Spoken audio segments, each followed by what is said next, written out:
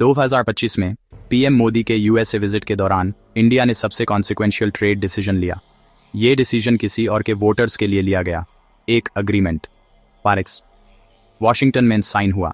India का किसान room में नहीं था और एक वॉर जो पहले से जल रही थी इसे परमानेंट बनाने वाली थी। द स्ट्रेट ऑफ हॉर्मुज, दुनिया की ट्रेडेड एनर्जी का 20%, एक चोक पॉइंट। 2025 में गल्फ कॉन्फ्लिक्ट ने इस पर लगातार प्रेशर डाला। एनर्जी प्राइसेस मूव हुए, फ्रेट कॉस्ट्स मूव हुए और डाउनस्ट्रीम कुछ जिसके बारे में किसी ने रिपोर्ट नहीं की मूव होना शुरू हुआ। हम वापस आएंगे कि गल्फ वॉर ने क्या मूव किया। पहले समझिए किसने इंडिया को नीड किया और क्यों। अमेरिका के 78% फार्मिंग काउंटीज ने 2024 में डोनाल्ड ट्रंप को वोट दिया।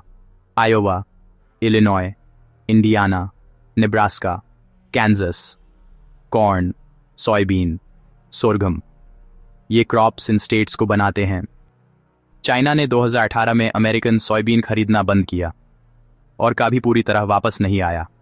प्राइसेस प्रोडक्शन कॉस्ट से नीचे गिर गए। ट्रंप ने इमरजेंसी फार्म सपोर्ट अनाउंस किया। इसने टाइम खरीदा, मार्केट्स नहीं। उन्हें एक बायर चाहिए था, बड़ा, परमानेंट। ट्रीटी से लॉक हुआ। एक वॉर एक देश को इतना डेस्परेट बनाने वाली थी कि वो बायर बन जाए। फरवरी 2025, प्राइम मिनिस्टर मोदी वॉशिंगटन जाते हैं। एक ट्रेड फ्रेमवर्क अनाउंस होता है। Headline, strategic partnership. Detail, India अपना एग्रीकल्चरल मार्केट अमेरिकन इंपोर्ट्स के लिए खोलता है। कॉर्न, सोयाबीन, सोरगम, वही एग्जैक्ट क्रॉप्स जो आयोवा के साइलोस में बायर के बिना पड़े थे। वही एग्जैक्ट क्रॉप्स जो ट्रंप के वोटर्स को मूव करने थे। और 3000 किलोमीटर दूर वार अभी भी जल रही थी। इलेक्टोरल मैथ को ट्रांसलेशन की जरूरत नहीं। ये स्टेट्स ने ट्रंप को मार्जिन दिया। इन स्टेट्स के पास $1 बिलियन सरप्लस क्रॉप्स थे जिन्हें कहीं जाना नहीं था। इंडिया अपनी सरकारी सिग्नेचर से अब उनका मार्केट बन गया। सब एक सवाल पूछ रहे हैं, क्या इंडिया ने यह बातचीत करके किया या बस समझौता कर लिया? अब ये वर वापस आती है क्योंकि वो कभी गई ही नहीं। जब डील वॉशिंगटन में साइन हो रही थी, gulf conflict straight of Hormuz को और टाइट कर रहा था। एनर्जी प्राइसेस तेजी से बढ़ गए और एक चीज जो हर इंडियन फार्म के नीचे चलती है मूव होने लगी। गल्फ एनर्जी स्पाइक ने अमोनिया को हिट किया जो नाइट्रोजन फर्टिलाइजर का फीड स्टॉक है, अब 22%।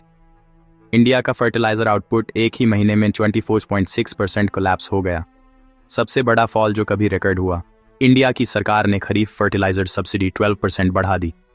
War triggered emergency measure. Urea prices 40 days में 55% जंप कर गए। खरीफ मॉनसून क्रॉप के इनपुट कॉस्ट्स बढ़ गए। एक युद्ध की वजह से, एक डील से कनेक्टेड, डिजाइन किया गया एक वोटर बेस के लिए दुनिया के दूसरे कोने में।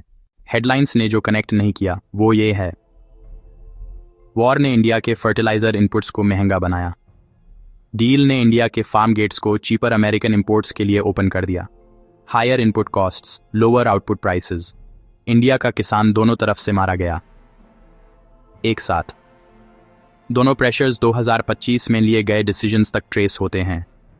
एक वॉशिंगटन में, एक गल्फ की खाड़ी में।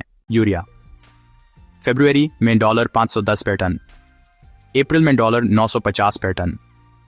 सिर्फ 40 दिन। जून अभी 4 हफ्ते दूर है। जून वो वक्त है जब हर इंडियन फार्मर को फर्टिलाइजर चाहिए होता है। स्केल पर सब एक साथ। डैमेज आने वाला नहीं है, वो ऑलरेडी प्राइस्ड इन है। इंडिया जानता था कि वो अपने 90% फर्टिलाइजर रॉ मटेरियल्स इंपोर्ट करता है। इंडिया जानता था कि गल्फ उसका प्राइमरी कॉरिडोर है। इंडिया जानता था कि खरीफ सीजन एक फिक्स्ड क्लॉक पर चलता है। फिर भी ट्रेड डील साइन हुई फरवरी में।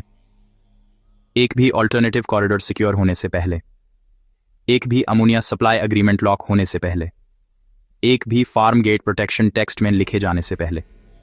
वॉशिंगटन की टाइमलाइन, इंडिया की नहीं। एक सीज फायर अनाउंस हो चुका है। स्ट्रेट ऑफ हॉर्मुज दोबारा रीओपन हो रहा है।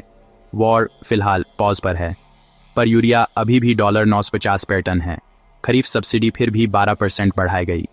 फार्म गेट्स अभी भी अमेरिकन कॉर्न के लिए खुले हैं। टेक्निकली सीज फायर का मतलब है एक्टिव हॉस्टिलिटीज को रोकना ताकि डिप्लोमेटिक बातचीत शुरू हो सके, लेकिन यह प्राइसिंग रिवर्स नहीं करता, गेट्स क्लोज नहीं करता। दोनों तरफ से आया डैमेज लॉक हो चुका है। क्या ये इनेविटेबल था या ये एक चॉइस थी?